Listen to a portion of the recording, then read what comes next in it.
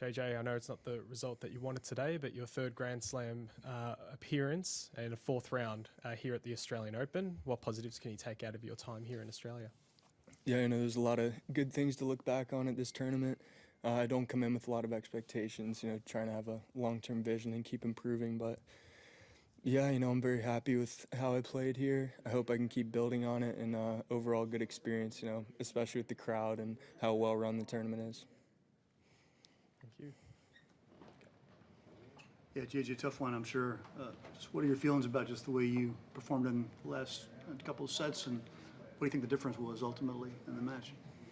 Yeah, I think that four-set tiebreaker was really key for me. I made some, impulsive decisions, rushed into the net a couple times, a couple unforced errors. But, Ben played a great match. Me not breaking in 5 sets, very unusual. So I think there's a couple things I can look back on there. But, just need to keep improving and get tougher. How does that serve compare to serves you faced before? Yeah, he's got a good serve, but, I've played against guys like Nick Kyrgios and John Isner, so it's nothing I haven't seen before. I feel like I got a racket on a lot of serves. Just capitalizing after that's what I need to work on. How were the conditions out there? Yeah, it was fine. Wasn't too hot or anything. The ball was bouncing, the ball was flying. So we had some, big shots going back and forth. But yeah, it was enjoyable to play in that. How long have you two known each other, and you guys ever practiced together? We've practiced together once before, I think, in Orlando at a Challenger maybe. But yeah, I've just known him since recent times. Yeah, great guy, and it was really fun to play against him today.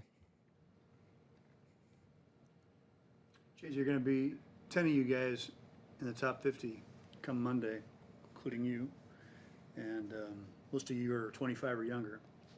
So what do you think about that, and how's it feel to be part of that? Yeah, I think it's going to be awesome, especially when the tournaments go back to the States. Having a lot of Americans seeded and a lot of rivalries like that, I think will be really good to push each other, and especially for, the American fans. And even for us, when we're overseas, having guys to train with and push with is really good. It's good to feel like we kind of got a team out here. Any guess as to the reason for this kind of surge all at once of a bunch of young American men? Yeah, I think with how many great athletes come out of the States, it was just a matter of time. The level of tennis worldwide right now is so high that I think it's hard for anyone to kind of make that next jump, but I think we all got a good chance of it now. Did you, not this Cincinnati sports team, but the other one you're interested in, did you wind up watching any of that game? Oh yeah, I wouldn't miss it.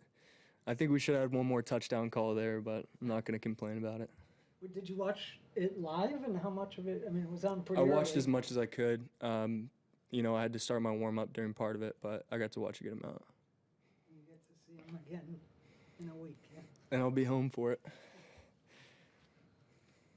Okay, thank you.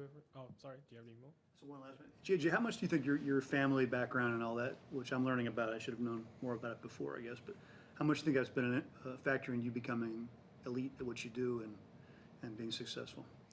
Yeah, I think having a lot of knowledge about professional sports and high-level athletics has helped me a lot. Excellence is kind of expected, which can be tough sometimes, but a lot of family members to push you and give you insights on the next level of what you're trying to do has really helped me. So can you and Ben relate to each other a little bit on that one? Yeah, I think so. I feel like mine hasn't so much been in tennis. My dad played a little bit, and some of my uncles played a little bit, but most of it's been in other sports. So I'll draw on some of the, my grandpa recently passed away, but he gave me a lot of insights into choosing tennis. He was a coach in the NBA and a baseball player for a while, so he kind of helped me. He would come to all my games when I was growing up. He hated watching me play soccer. He never liked soccer, but he'd go to my baseball games and he would tell me, he's like, you got a good shot at going as far as you want in this sport, but I can tell you're bored out there. He's like, I can tell tennis is a sport you're going to be able to control and stay into and kind of challenge yourself with. So I trusted him on that, and that was kind of one of the decision makers for me. And how true has that proved to be, you think? Yeah, definitely. I think I made the right choice. Sometimes you look at the MLB players' paychecks, and it's a little bit more, but I think tennis is a really cool worldwide sport, so I enjoy it a lot. Thank you. Congrats on your run. Thanks. Thank you.